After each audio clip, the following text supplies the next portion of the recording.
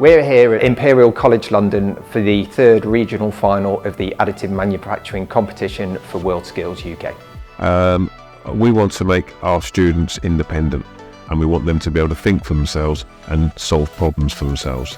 And this is an ideal way of doing it.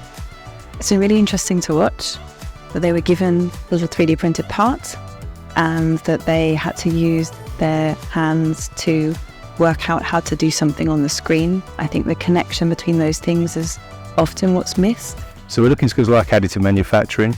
We think that's going to be a really important kind of skill in the future, across lots of different engineering technology and maybe across lots of different industry sectors. They will be needing this expertise and this skill set. So we think additive manufacturing is fantastic. I think 3D printing and additive manufacturing is going to become part of every industry, whether it's engineering or just anything. It has so many uses, and so it can really be used for anything.